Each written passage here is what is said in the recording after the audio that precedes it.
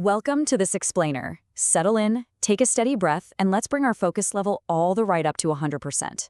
Today, our goal is absolute clarity. We are creating a serene, highly calculated space to demystify the exact methodologies you need to completely master Cambridge AS and A-Level Arabic Paper 2. We are going to strip away the guesswork, bypass the exam anxiety, and leave only pure actionable logic. Imagine a clean, dark mode digital canvas right in front of you. We are going to deconstruct the complex structures of this exam together, step by step, ensuring you know precisely how to navigate these papers with total serenity and control.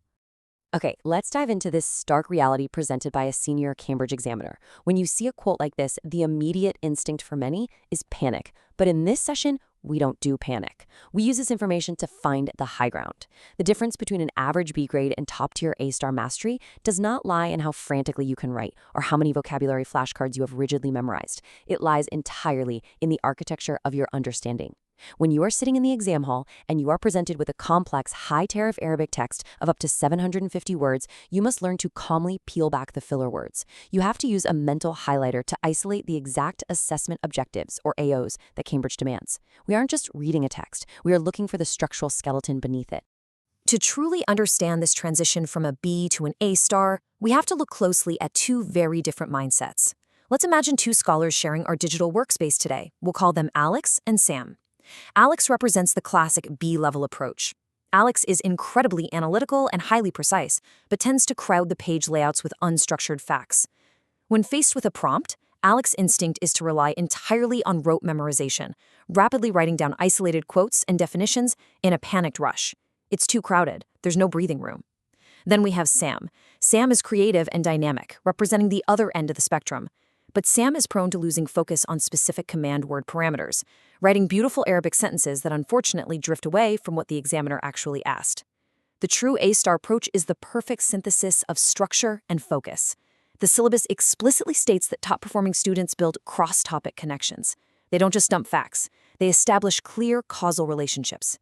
They construct a calm, conceptual framework that transfers effortlessly to entirely unfamiliar contexts, never ever losing focus on the parameters set by the examiner. To get you to that A-star level, here is our roadmap for today's session. We will cover 1. Core cognitive principles, 2. The procedural framework, 3. Evaluation and analysis, and 4. Top examiner warnings. Let's move smoothly into Section 1, Core Cognitive Principles. We are going to examine the fundamental architecture of the exam. Now, what is really fascinating about this breakdown is the zen of decoding command words. Cambridge rigorously tests 3 distinct cognitive domains, and understanding the difference between them is how you protect yourself from running out of time. The first domain is knowledge and understanding. This is your foundation, your absolute mastery of fundamental principles and definitions. But the jump happens at the second domain, analysis. This involves multi-stage analysis and data interpretation. Think of our scholar, Alex. If an examiner uses the command word analyze, Alex might just list facts. But analyze means taking the mechanism apart and showing the examiner the gears. It's a calm, methodical disassembly of the text. Then we reach the highest domain, evaluation. Here, you are no longer just taking the mechanism apart. You are stepping back, assessing the quality of the evidence provided, and drawing definitive logical conclusions. If the command word is evaluate, and you only analyze, you cap your grade. A calm structural approach to paragraph planning ensures you know exactly which domain you are currently operating in. Theoretical knowledge alone is simply not enough. Let's bring Alex and Sam back into our conceptual workspace to assemble a model response paragraph. Imagine them debating the structural framing of their argument blocks. Alex says, "I'm going to map out the textbook definitions step by step to show I know the material." But Sam challenges this framework, saying, "If we just list definitions, we aren't answering the prompt. We need to include a clear, logical, evaluative link back to the main question." This serene, collaborative debate is exactly what needs to happen in your mind during the exam. They challenge each other's layout choices smoothly. They write out their sentences live on our mental screen to perfectly fit the mark scheme parameters. The principal examiner reports emphasize that true mastery means taking your knowledge, applying your analytical tools to completely new, unfamiliar data, and executing perfectly. It is all about absolute, unshakable adaptability. Which brings us beautifully to Section 2, the procedural framework. This is where we discuss executing the paper. All right, let's pause our on-screen handwriting animation for just a moment. Let's breathe and refocus. Before we write out our final top band paragraph structure and go through this 5-step sequence, make sure your daily study dashboard is complete. Subscribe to Ace the Exams right now and enable all notification alerts. Whether your target is an IGCSE, an O-level, or an AS and A-level A-star, this channel is your weekly space for stress-free exam mastery. Now let's look at this standardized 5-step sequence. Step 1, identify key elements. Step 2, apply relevant principles. Step 3, execute analysis with clear working. Step 4, verify results. Step 5, present in an appropriate format. Imagine our scholars encounter a structural roadblock mid-paragraph where their evidence drops out of alignment. Panic sets in, right? No. We apply this procedural flow. Memorizing and implicitly trusting the specific 5-step sequence is the key to maintaining your structure. It is your anchor when the text gets complicated. Let's look closely at the concept of method marks. This is quite literally your vital safety net. Method marks are marks awarded by the examiner for demonstrating the correct analytical process and showing clear working, regardless of whether your final answer is perfectly accurate. Let that sink in. This is the ultimate cure for exam anxiety. Showing your work step by step, meticulously proving your logic on the page, is just as critical as the final conclusion. It tells the examiner that you understand the mechanics of the question. Even if you misinterpret a word in that dense 750-word Arabic text, your method can save your grade.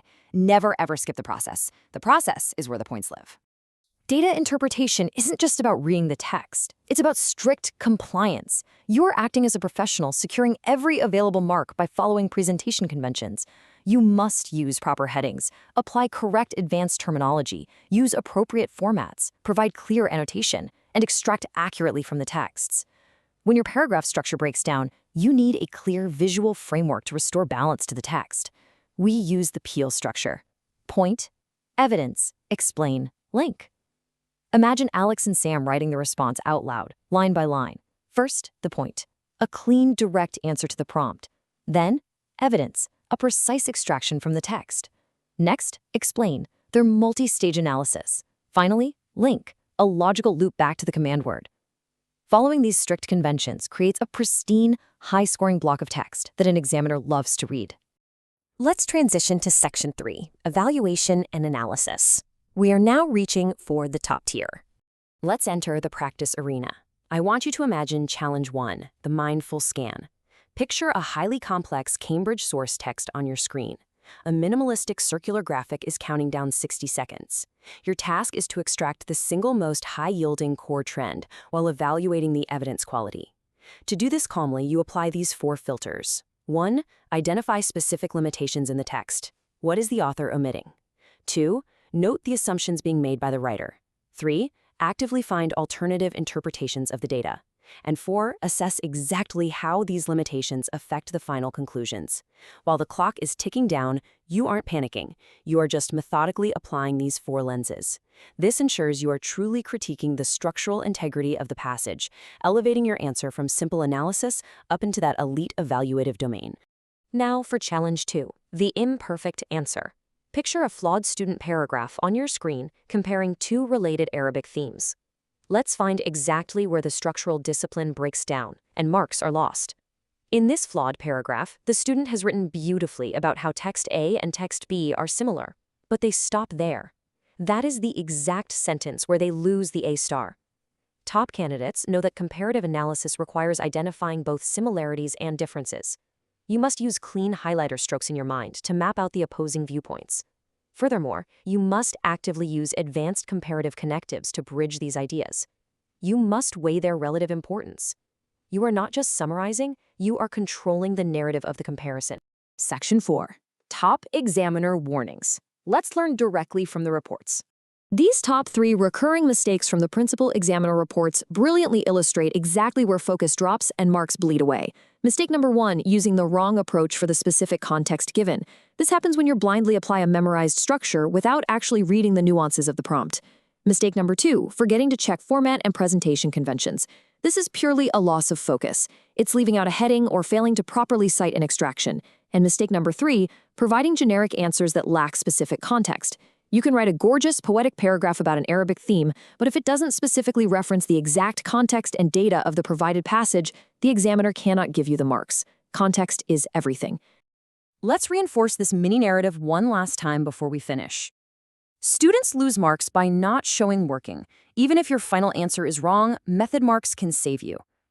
In a high-pressure exam environment, the temptation is to rush straight to the end, to just get the answer on the page. But skipping your working and abandoning your step-by-step procedural framework is the absolute fastest way to drop from an A star to a B. Be like our idealized scholars. Take a breath, trust the framework, and let your logical methodology do the heavy lifting for you. As we look at our completed, flawless response paragraph on this digital notebook, our focus meter is officially maxed out at 100%. To distill this entire masterclass into our systematic recipe recap, remember the 3 core focus pillars. First, the 3-step question scan for decoding command words. Second, the marks per minute flow formula for timing and securing method marks. And third, the final polish review pass to ensure perfect structural compliance. Going into your next practice paper, are you relying on rote memorization or are you actively applying the standardized sequence? The choice you make defines your grade. To keep your focus sharp, subscribe to Ace the Exams, click the notification bell for future focus deployments, and leave a comment below identifying the specific subject, tier, and target grade you are currently meditating on. Stay calm, trust the structure, and I'll see you in the next session.